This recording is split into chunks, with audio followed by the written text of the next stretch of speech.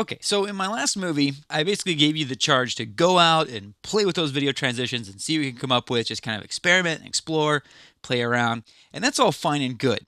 The problem is that many new users to Premiere come up with final projects that look like this. Beautiful scenery, plenty of places to ride, beautiful weather. It just doesn't get any better than this. Okay, so you notice that there are all these crazy transitions from every clip. So at first there's like the center split, and then there's the page peel, the ever popular page peel, and then we have the cube spin, we have an iris diamond, and we have barn doors. These are all just default transitions found here in the video transitions category, not changed or altered by me in any way. It's just the default settings. The problem with this is very distracting. Again, as we've been talking about throughout the entire training series, we as editors are storytellers. And so everything that we do needs to have a purpose and needs to support the greater story being told here. We are trying to get people to go to this Explore California website and purchase travel from them. And so how do these barn doors support that? How does this iris diamond support that and this cube spin? And so oftentimes, again, a lot of people that are new to these transitions will go crazy and use these effects just because it feels good to use them and to say, hey, look what I can do with my computer. But what is this page peel doing for the story that we're trying to tell? And here's the ultimate test that you can ask yourself to see if you're using a transition effectively. If you are wondering between whether you should use some cool looking effect like a page peel or some other cool looking effect like the center split here, then you don't need either one, because if you're not using it to tell a story effectively, again, it doesn't matter.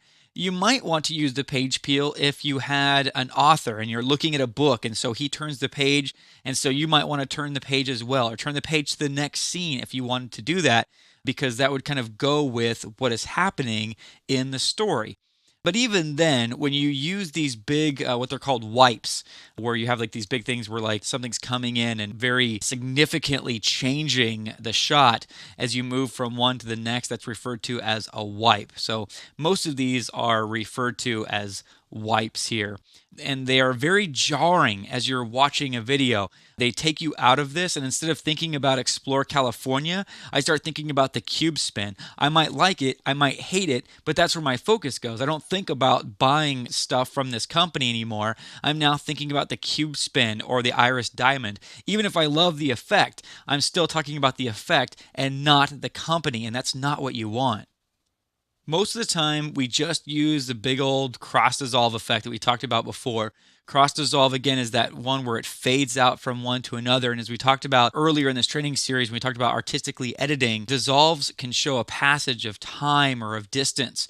And basically it's saying like, meanwhile, such and such is happening. Or if we want to show, again, a soft transition between one clip to the next to make it a little bit more relaxing, then that's something you could do as well. But the cube spin, you're going to have to try really hard to find a good artistic purpose to use that cube spin.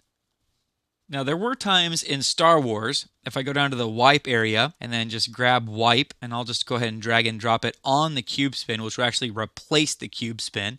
So I don't need to delete it, which I could do by selecting the transition and hitting delete. But if I just drag and drop a new transition on an old transition, it'll trade them out. There were several times in Star Wars when there was a wipe used. Now, this is typically a very big no-no. This is not something that you ever want to do in a movie. But George Lucas used a huge wipe like this to show a huge distance in space. So his world was so big that just a regular cross dissolve from one world to another planet in the Star Wars scheme of things, that was a huge transition, and so that's why he used a wipe. And so he had a real purpose. You might say that it didn't really work, but still he used them with a purpose. And if you are going to use a wipe or something that can really jar the viewer, take them out of the scene, then make sure you do so very wisely and with serious intent.